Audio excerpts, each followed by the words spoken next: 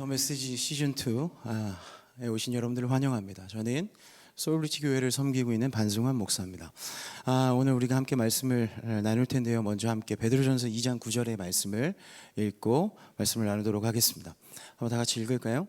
그러나 너희는 택하신 족속이요 왕 같은 제사장들이요 거룩한 나라요 그의 소유가 된 백성이니 이는 너희를 어두운 데서 불러내어 그의 기이한 빛에 들어가시 하신 이의 아름다운 덕을 선포하게 하려 하심이라.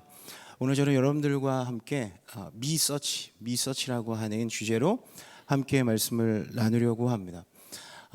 이전에 우리는 나에 대해서 궁금해할 때 어떤 타인에 의해서 나를 발견할 때가 많았습니다. 어떤 집단에 의해서 그냥 구성원으로서의 나인 거죠. 집단 안에서 뭐 예를 들어서 우리 집안이 예전에 농경사회에서는 농부의 아들로 태어났으면 농부가 되는 거죠. 내 꿈과 내 달란트는 상관없이 그냥 집단 안에서의 어떤 그런 상황과 분위기에 따라서 나를 발견하게 되는 것이 과거의 나의 정체성을 발견하는 그런 시간이었습니다. 현재는 어떤 비교 우위에 의해서 소위 말하는 사람들이 뭐 티어를 나누면서 자신의 실력에 따라서 자신의 수준에 따라서 어느 대학을 나왔는지 어떤 직장을 다니는지에 따라서 나의 수준을 정하고 사실 사람들이 그 수준을 이렇게 뛰어넘으려고 하는 의지도 또 내려가고 싶은 마음도 없는 그 수준에서 따라가는 것처럼 나를 발견하는 것들을 발견하게 됩니다. 사실 이 두 가지를 여러분 보시면 공통점이 있습니다. 타인에 의해서 나를 발견하게 되는 거죠. 사실 이 두 가지의 공통점을 가지고 타인에 의해서 나를 발견하고 그렇게 살다 보면 세상 속에서 한계를 만날 때 사실은 그 한계를 뛰어넘을 수 있는 능력을 갖추지도 이유를 알지도 못할 때가 많습니다. 여러분 나를 가장 잘 아시는 분은 누구실까요? 나를 만드신 하나님이신 줄 믿습니다. 오늘 말씀해 보면 나를 만드신 분이 뭐라고 말씀하십니까? 너희는 택하신 족속이요 왕 같은 제사장들이요 거룩한 나라요 그의 소유가 된 백성이라고 말씀하고 계십니다. 여러분 그 백성은 어떤 사람들입니까? 바로 복음을 들고 살아가는 사람들이라고 저는 생각합니다. 복음은 어떤 의미가 있습니까? 복음은요 여러분 우리의 삶의 목적, 의미, 희망, 죄책감, 용서, 정체성과 같은 우리의 삶의 위대한 질문들에 대한 유일한 해답이 되는 것이 복음입니다. 이 복음은 우리의 일상 가운데는 사실 불편할 때도 있고 이 복음을 지키기 위해서 사실 힘들 때가 많지만 힘듦이 있을 때 사실 이 복음은 능력을 발휘하게 됩니다. 왜냐하면 이 복음이 우리에게 하나님의 말씀을 듣게 하는 자리로 가게 하고요. 그 말씀에는 하나님께서 우리에게 그 길 가운데 왜 그 고난이 있었는지 왜 이 길을 가야 하는지에 대한 해석이 되는 말씀들이 있게 되기 때문이죠. 여러분 하나님께서 우리에게 그 복음을 들고 가는 사람들에게 주신 사명이 있습니다. 무엇입니까? 너희는 먼저 그의 나라와 그의 의를 구하는 것. 여러분 놀라운 비밀이 있죠. 그의 나라와 그의 의를 구할 때 모든 것을 주신다라고 하나님께서는 약속하셨습니다. 그 모든 것이 우리를 살게 합니다. 세상 속에서의 여러분 그 모든 것을 누리는 사람들에게는 여러분 놀라운 일들이 벌어지죠. 그 이전에는 우리는 수준으로 살아갑니다. 타인이 결정해 놓은 어떤 그런 트렌드에 따라서 그 티어에 따라서 살아가는 우리의 그 삶 속에 여러분 우리는 하나님께서 빛에 들어가게 하신 그 일들을 통해서 하나님이 주신 하나님의 자녀로 살아가는 신분으로 살아가는 삶의 변화가 있게 되는 것이죠. 놀라운 것은요 빛에 들어가게 하신 것이 하나님께서 우리를 택하시고 우리에게 그 빛에 들어가게 하셨습니다. 그 신분은 우리에게 어떤 행위나 우리의 어떤 선함으로 이루어지는 것이 아닙니다. 하나님께서 우리를 택하신 은혜 덕분인 줄 믿습니다. 사도행전 19장에 보면요 에베소에 바울이 찾아가는 일들을 기록해 놓은 장이 있습니다. 사도행전 19장에 보면 에베소에 제자들을 만난다라고 표현하고 있습니다. 여러분 그 당시에 에베소는 현대 우리 사회와 굉장히 비슷한 것 같습니다. 아프리카와 아시아와 유럽에 있는 굉장히 뛰어난 학문적으로 뛰어난 이들이 성공하기 위해서 모였던 학문이 집대성한 곳이 에베소였습니다. 거기서 제자들을 만났다. 여러분 제자들은 누군가요? 교회 안에서 제자들은 누군가요? 정말 열심히 예배드리고 충성하고 청서도 하고 그 누구보다 교회 안에 가장 머물러 있는 이들이었습니다.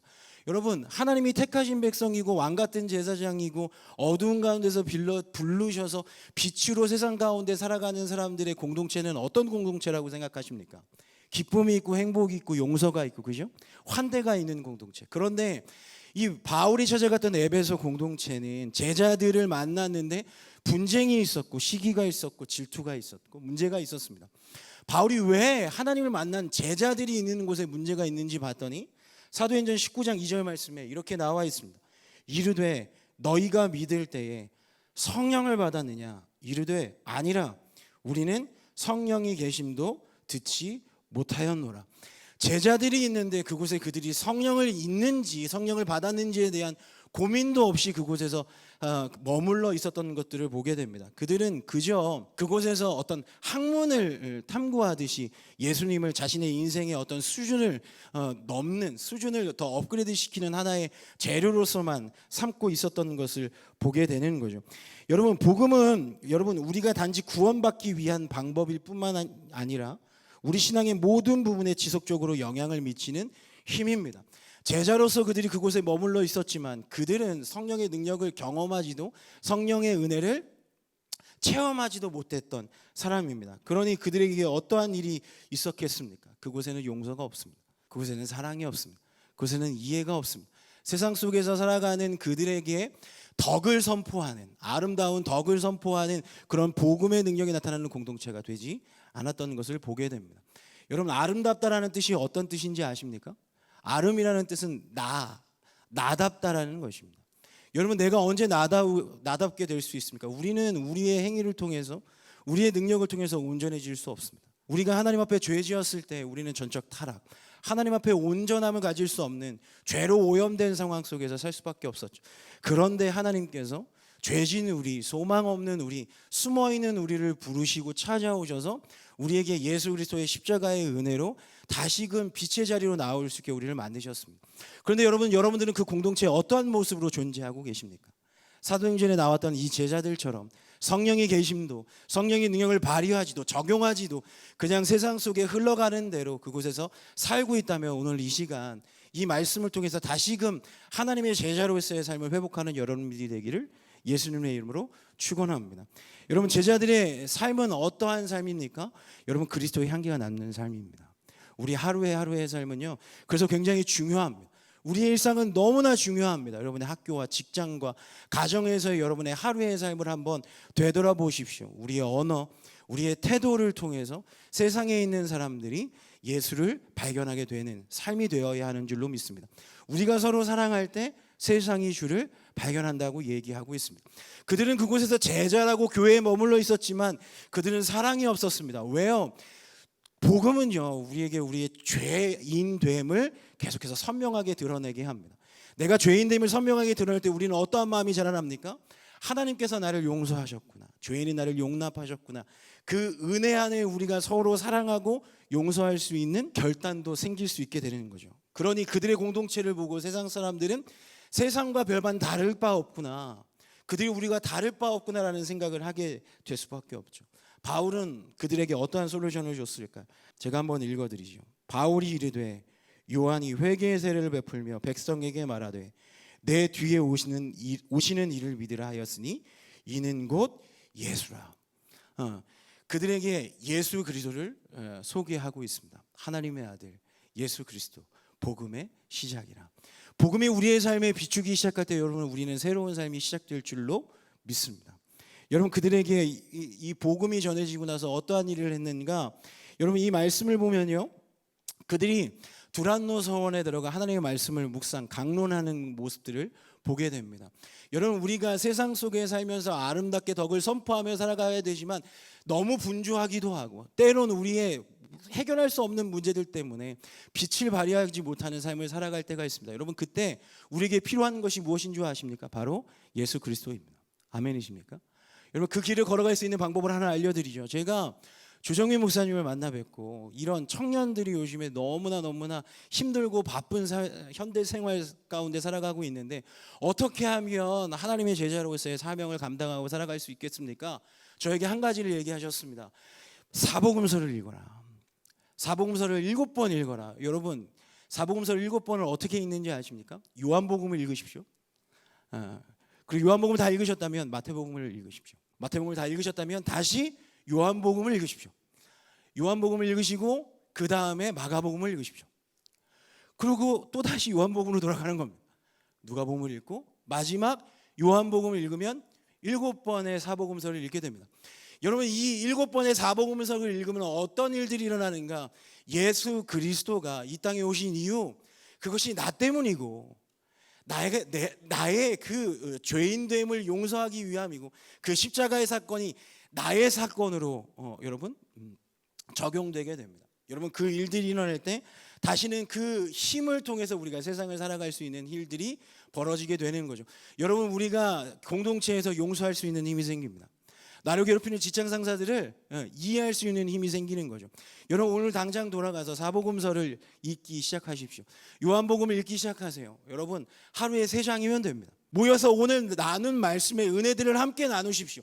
예수 그리스도가 왜 이 땅에 오셨는지, 예수 그리스도가 이 땅에 오신 그것이 너 때문이고 나 때문임을 나누기 시작할 때 그곳에 하나님의 사랑이 깃들게 될 줄로 믿습니다.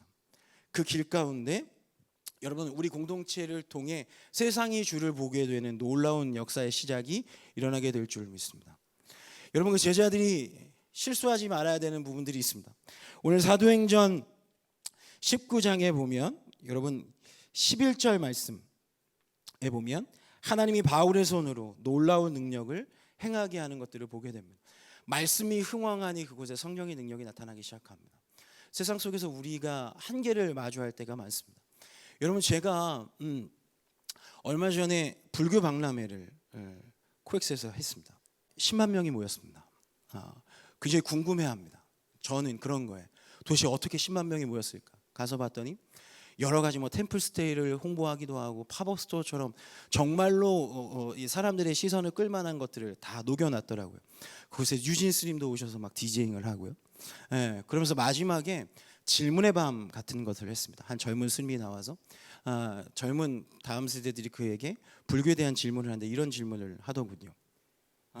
불교와 기독교의 차이는 무엇인가에 대한 질문을 했습니다.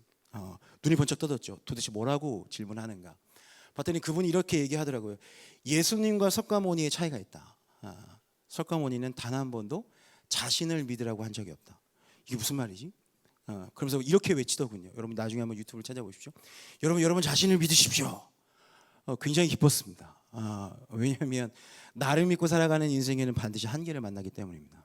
여러분, 세상에 수많은 사람들은 그래서 자신을 더 높은 수준으로 끌어올리기 위해 하나님과 교제하는 시간들을 내려놓고 하나님의 언약을 망각하고 그리스도인들조차 교회 안에서 예배를 하지만 형식적인 예배, 종교적인 행위를 하는 것, 거기에 머물러 있으니 말씀의 힘이 나타나지 않습니다. 여러분, 2회 동안 그곳에서 말씀을 전했을 때 그들이 함께 기도하고 아파하고 그들이 걸어가는 곳마다 하나님의 능력이 나타났습니다.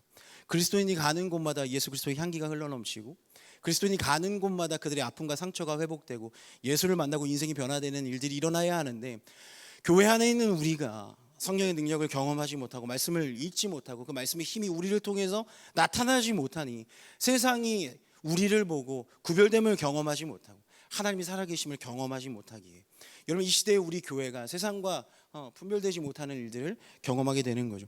여러분이 다시 말씀을 읽기 시작할 때 여러분, 우리 안에, 우리의 삶 속에, 우리의 공동체 안에 하나님의 능력이 나타나게 될 줄로 믿습니다. 여러분, 오늘 말씀을 다시 돌아와 보면 그렇게 바울이 능력을 행하다 보니 그 일들을 따라하는 이들이 생겼습니다. 여러분, 그 에베소가 학문이 집대성한 곳이고 성공하기 위한 사람들이 모였으니, 여러분, 저는 서울숲에서 개척을 했습니다. 그래서 청년 개척을 시작한 지 이제 2년 차가 됐는데요. 서울숲은 역삼을 빼고 가장 많은 소셜 벤처와 스타트업을 하는 청년들이 모여 있습니다. 저는 서울숲을 10여 년 전에, 그러니까 스타트업 어떤 클리스터가 만들어지기 전에 들어갔는데요. 여러분, 그곳에서 성공하는 사람들이 1%가 채 되지 않습니다. 대부분 정말 잘 나가는 소위 대기업과 연구소에 다니다가 내가 할 수 있겠다라고 생각하고 자신감 있게 나왔던 이들이 현실의 벽에 부딪히고 성공의 벽에 부딪혀서 한계에 부딪히는 친구들이 굉장히 많죠. 그들이 하는 것은 그 이외에 어떤 신을 찾거나 종교를 찾는 이들이 굉장히 많습니다. 저희는 주일 7시 예배를 드립니다. 그 서울숲 한복판에서 예배를 드릴 때 정말로 힘들고 어려워서 찾아오는 이들이 있습니다. 그 문제를 해결할 수 있는 어떤 종교의 힘, 어떤 신의 영역을 궁금해하는 이들이 와서 앉아 있기도 합니다. 에베소가 그랬습니다.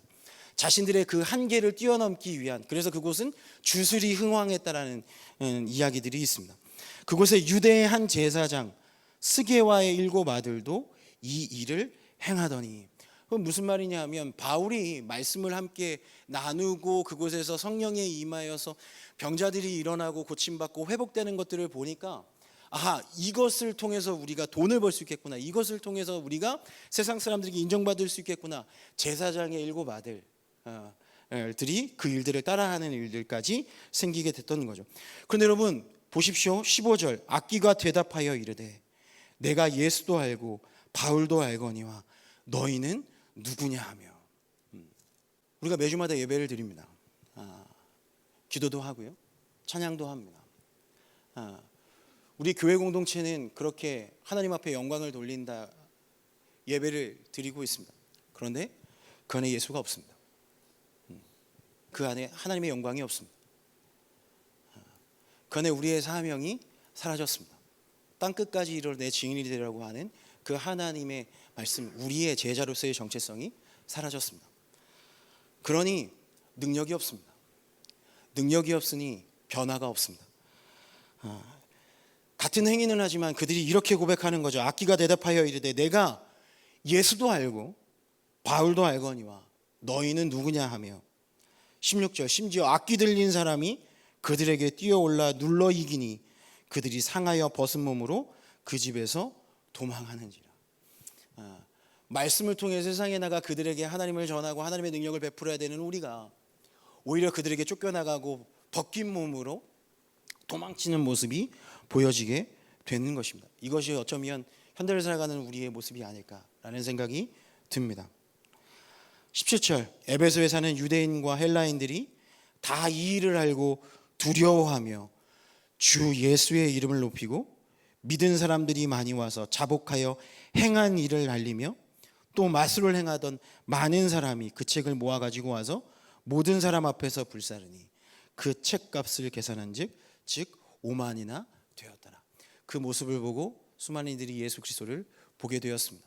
그리고 자신의 모든 것들을 내려놓았습니다. 베드로에게 찾아가서 나를 따라오너라 말씀했을 때 베드로가 자신이 가지고 있던 모든 것들을 내려놓고 예수 그리스도를 따랐던 것처럼 그들이 그 일을 통해 예수 그리스도의 가치를 알고 자신의 모든 것들을 내려놓고 자신의 새로운 삶, 복음의 시작의 삶을 살아가기 시작했습니다. 여러분, 여러분의 삶 가운데 이 삶이, 새로운 삶이 시작되기를 소망합니다. 세상 속에서의 나, 세상이 말하는 수준으로 살아가는 것이 아니라 예수를 만나 복음이 내 삶 가운데 작동되어서 하나님의 자녀라고 하는 신분으로 살아가는 사람들의 삶이 다시 시작될 때 세상이 주를 발견하게 될 줄로 믿습니다. 20절 말씀을 읽고 오늘 말씀을 마치겠습니다. 이와 같이 주의 말씀이 힘이 있어 흥왕하여 세력을 얻으리라. 아멘.